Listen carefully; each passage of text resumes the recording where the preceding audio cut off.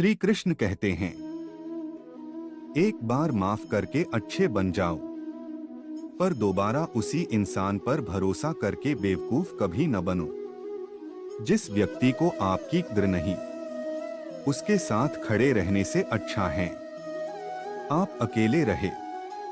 अगर व्यक्ति शिक्षा से पहले संस्कार, व्यापार से पहले व्यवहार और भगवान से पहले माता पिता को पहचान ले तो जिंदगी में कभी कोई कठिनाई नहीं आएगी। हर कीमती चीज को उठाने के लिए झुकना ही पड़ता है।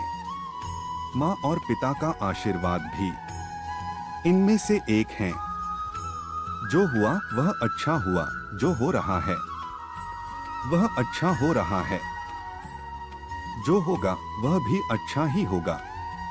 तुम भूत का पश्चाताप न करो, भविष्य की चिंता न करो। वर्तमान चल रहा है, परिवर्तन इस संसार का नियम है।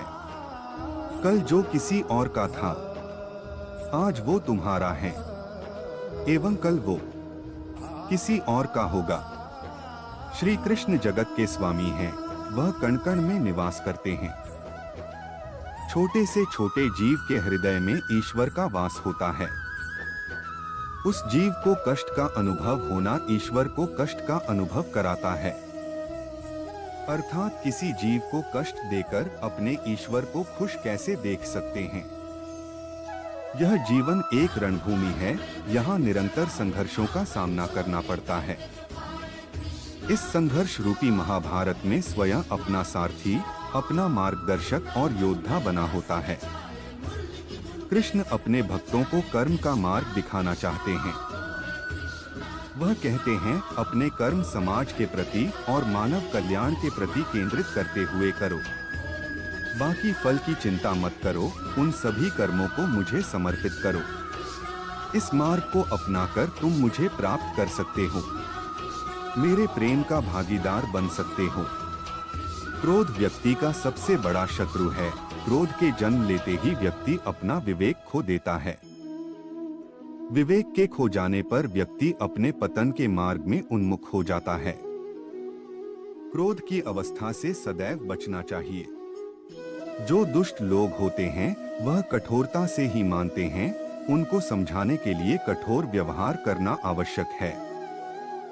अगर समझाने मात्र से दुष्ट समझ जाते तो बांसुरी बजाने वाला कभी महाभारत नहीं होने देता।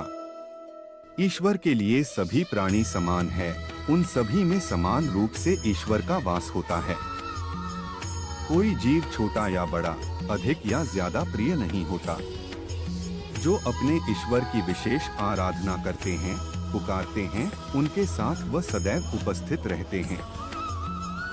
यह सच बात है कि भूल करके इंसान कुछ सीखता है, परंतु इसका यह मतलब नहीं कि वह जीवन भर भूल करता रहे और कहे कि हम सीख रहे हैं। जब मनुष्य को अपने धर्म पर अहंकार हो जाता है, तब उसके हाथों अधर्म होने लगता है। जिस व्यक्ति में अहंकार में और मेरा का भाव समाप्त हो जाता है, कुछ पाने की लालसा नहीं होती, वह परम शांति को प्राप्त करता है।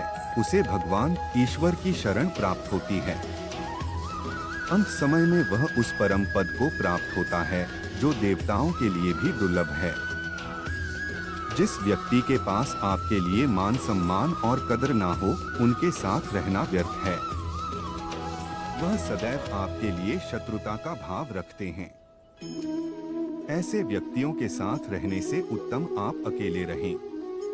जो व्यक्ति कर्म में विश्वास रखता है, अपने कर्म से पीछे नहीं हटता, फल की चिंता नहीं करता, वह पुरुष अपने जीवन को सफल बनाता है।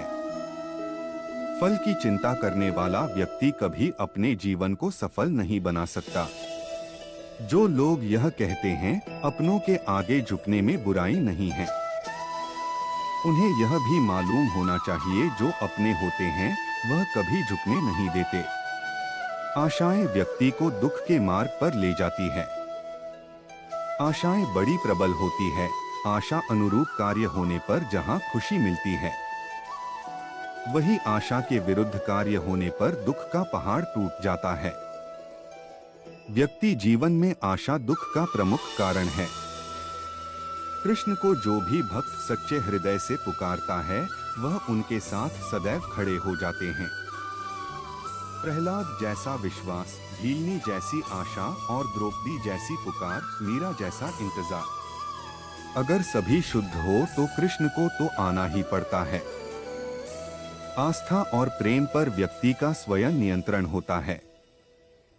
जहां आस्था और प्रेम लग जाता है वही श्री कृष्ण के दर्शन हो जाता है, क्योंकि श्री कृष्ण सर्वव्यापी है। माना जाता है जीवन के पूर्व कर्मों का फल इसी जन्म में प्राप्त होता है। जितने भी रिश्ते नाते, सुख दुख व्यक्तिगत जीवन में प्राप्त होते हैं वह पूर्व जन्मों का फल है। वरना कौन इतनी बड़ी दुनिया में आपसे दिल लगाता है।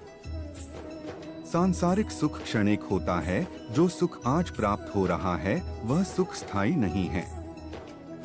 यह सुख आपके साथ सर्वथा नहीं रहने वाला, आपको दुख भी प्राप्त होगा। परंतु संसार से वियोग अर्थात मुक्ति परम आनंद को प्राप्त कराती है, यह ईश्वर तक पहुंच आती है। प्रभु अपने भक्तों की सदैव परीक्षा लेते रहते हैं। इस परीक्षा में भक्तों को अनेकों कष्टों का सामना करना पड़ता है। सामान्य लोग इसे अपना दुख मानकर पीछा छुड़ाते हैं। वही साधक तथा प्रेमी प्रभु की इच्छा समझकर उसका सामना करते हैं। मुंह से माफी देना और हृदय से माफी देने में काफी अंतर है। मुख द्वारा दिए गए माफी को तत्काल प्राप्त किया जा सकता है, किंतु दिल की माफी प्राप्त करने में उम्र बीत जाती है। यह पृथ्वी नश्वर है, यहाँ सब कुछ गतिमान है। जिस प्रकार सुख दुख जीवन में आता जाता है, उसी प्रकार मृत्यु और जन्म यहाँ लगा रहता है। इसमें खुश होना या दुख मनाना व्यर्थ है। हद से ज्यादा सीधा साधा होना भी ठीक नहीं, क्योंकि जंगल में सबसे पहले सीधे पेड़ों को काटा जाता है। जिनकी किस्मत अच्छी होती है, जिनके पास किसी साधन की कोई कमी नहीं होती, वह थोड़ा सा भी कष्ट नहीं झेलते।